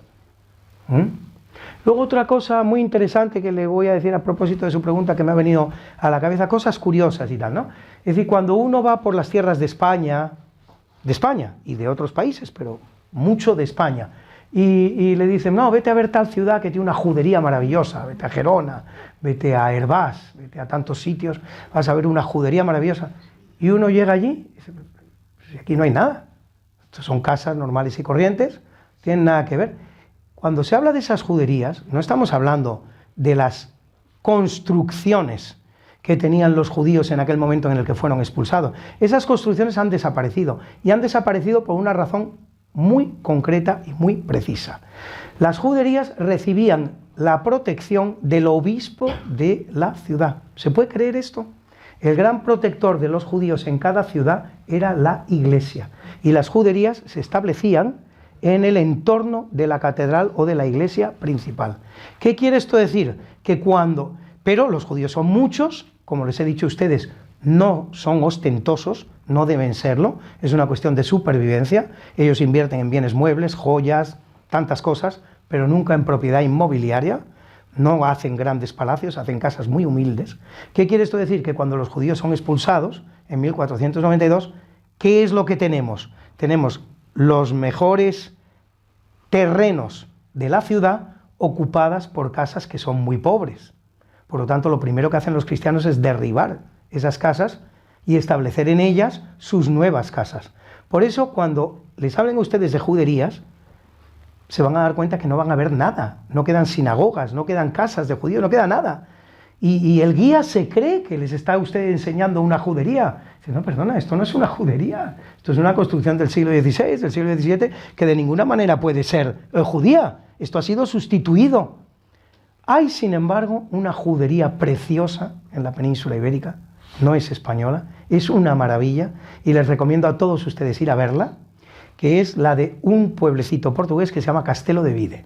Ahí se van a encontrar ustedes una judería tal cual se quedó, en la ladera de un monte. Está constituida de unas 100 viviendas con un par de sinagogas, una más importante, otra menos importante, y ahí van a ver ustedes una auténtica judería. Es la de los judíos españoles, que fueron expulsados en 1492, que se trasladan en un primer momento a Portugal, pensando que se trata de una expulsión como tantas otras. Dentro de 3 o 4 años la cosa habrá amainado, ya no habrá problemas, podremos volver, y se quedan establecidos ahí, juntito a la frontera española. Ahí constituyen una pequeña judería muy pobre, de casas. Yo incluso me vi tentado, visitábamos mucho esa ciudad, de comprar una casita ahí. No saben ustedes lo que son esas casitas, no entro ni yo, por el quicio de la puerta no entro ni yo. Eran muy bajitos esos judíos, había que agacharse para entrar en esas casas, que me enseñaron, porque yo le pedí a una agencia inmobiliaria que me enseñara casitas de esa judería, por si alguna era producto de mi interés, no compré nada. Bueno, pues esa es una judería auténtica, que no se ha visto transformada en la mejor judería de la península, pero no creo que exista nada igual en toda la península. Cuando les enseñen a ustedes una judería, no queda nada, no hay judería, hay un terreno en el que estuvo la judería, y eso pues en la práctica totalidad de las ciudades españolas, porque los judíos tenían prohibido tener campo, y por lo tanto se establecían en las ciudades. ¿Y cómo? la protección se la daba a la Iglesia, pues muy cerquita de la Iglesia.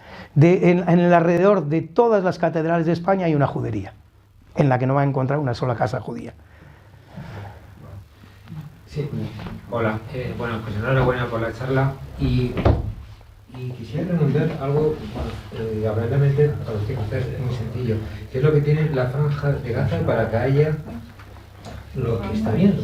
¿Qué intereses, interés? ¿Qué es lo que, no, yo para mí, no, yo no sé nada que no se sepa.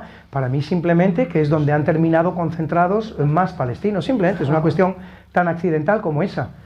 A medida de las guerras estas que hemos ido viendo, los israelíes han ido avanzando, han ido reduciendo la Franja de Gaza, tanto por un lado como por el otro, y se ha quedado reducida pues a este pequeñísimo territorio que equivale a 2/3 partes de la ciudad de Madrid. Y ahí se concentran 2 millones de palestinos, generalmente pobres, no se puede hablar de un nivel de renta per cápita excesivamente elevado, probablemente con un reparto de la riqueza bastante desigual. Yo sospecho que los componentes de Hamás pues, viven mucho mejor que los que no forman parte del partido, y ya está, eso es una cuestión simplemente de irlos arrinconando hasta... Pero esto ha pasado a lo largo de la historia con muchos otros procesos. Miren, le voy a hablar de otro proceso que es muy interesante. ¿Dónde hay poblaciones célticas hoy día en Europa? Pues están en Irlanda, están en Gales, están en Galicia y están en Normandía.